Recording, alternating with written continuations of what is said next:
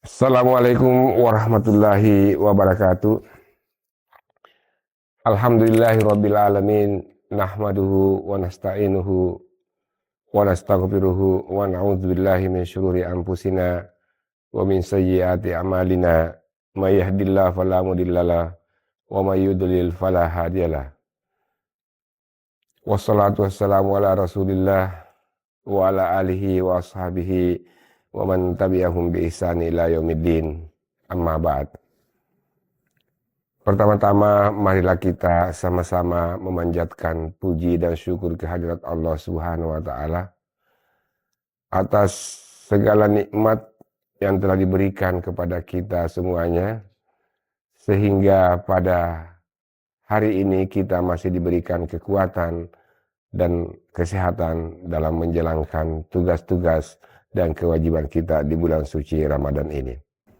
Pada kesempatan yang baik ini, saya ingin membahas sedikit tentang siapa-siapa sebenarnya yang berhak untuk menerima zakat.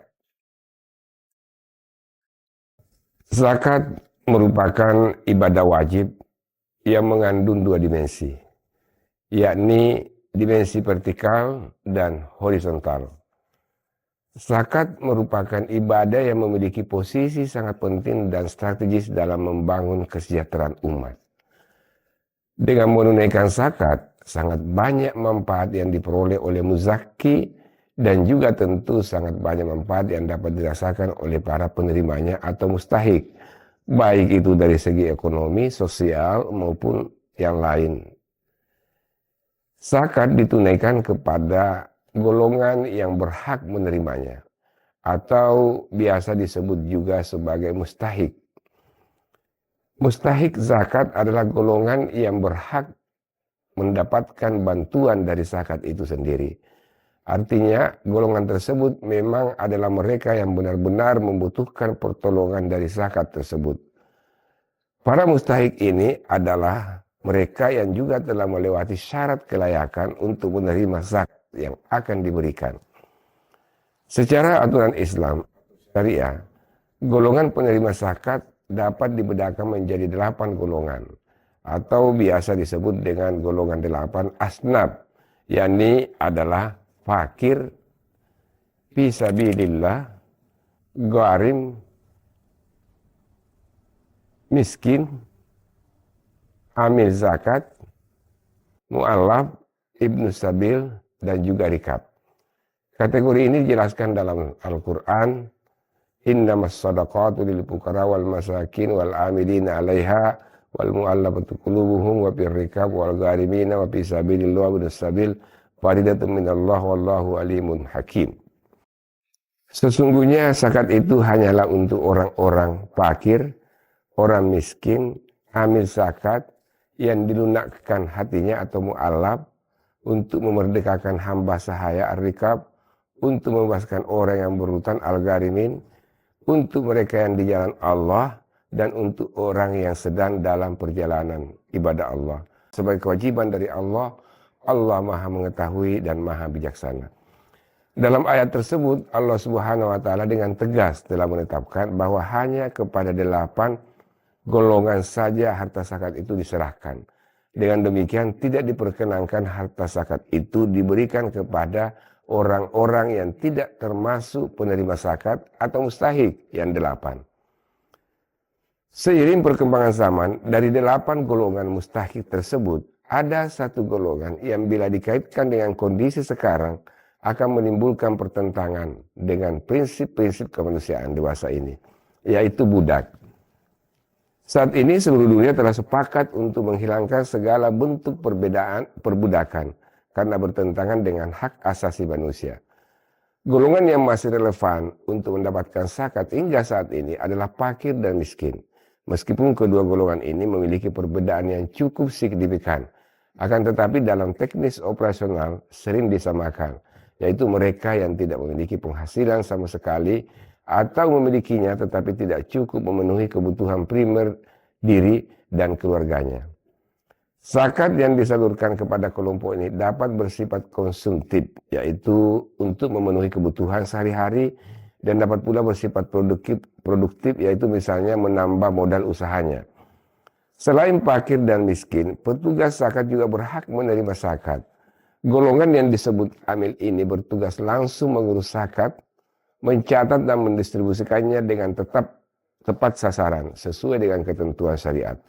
Kelompok ini berhak menerima bagian zakat maksimal 1/8 atau 12,5%. Dengan catatan bahwa petugas zakat ini sudah melakukan tugasnya secara baik dan benar.